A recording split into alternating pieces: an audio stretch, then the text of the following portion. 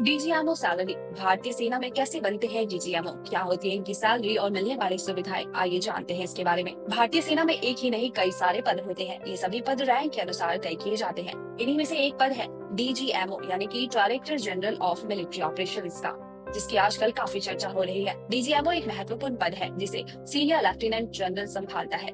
DGMO मुख्य रूप से आर्मी सेना के प्रमुख को रिपोर्ट करता है।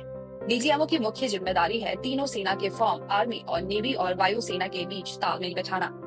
कौन है वर्तमान डीजीएमओ? वर्तमान समय में डीजीएमओ के पद पर राजीव घई हैं। उन्होंने 25 अक्टूबर 2024 को यह पदभार संभाला था।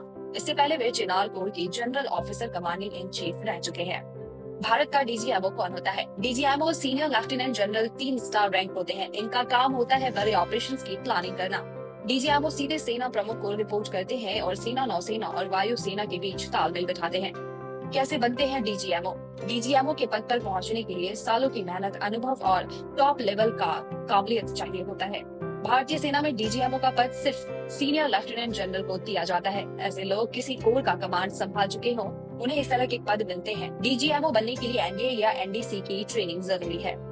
कैसे होता है डीजीएमओ का सिलेक्शन? डीजीएमओ पद के लिए कोई ओपन या डायरेक्ट भर्ती नहीं होती है। सीडीएस या एनडीए के जरिए सेना में दाखिल होना होता है। लंबे समय के अनुभव के बाद नेतृत्व करने की क्षमता और कैंडिडेट्स का रिकॉर्ड देखकर सीनियर ऑफिसर द्वारा किसी कैंडिडेट को इस पद पर प्रमोट किया जाता है।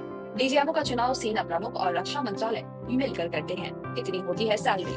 डीजीएमओ जो कि लेफ्टिनेंट जनरल रैंक अधिकारी होते हैं, उनको 7वें वेतन आयोग के अनुसार बेसिक वेतन 1,82,200 रूपए से लेकर 2,24,100 रूपए प्रति माह मिलता है। इसके अतिरिक्त विभिन्न प्रकार के भत्ते जैसे कि मकान, मेडिकल, परिवहन और उच्च जोखिम भत्ते दिए जाते हैं। कुल मिलाकर डीजीएमओ की एक महीने की सैलरी 2.5 लाख से लेकर 3 लाख तक हो सकती है। क्या चर्चा में है डीजीएमओ का पद? भारत और पाकिस्तान के बीच बड़े लेवल पर तनाव चल रहा है। दोनों देश के बीच सीज फायर का ऐलान हो चुका है और शनिवार शाम 5 बजे से दोनों देशों ने संघर्ष विराम की घोषणा की थी।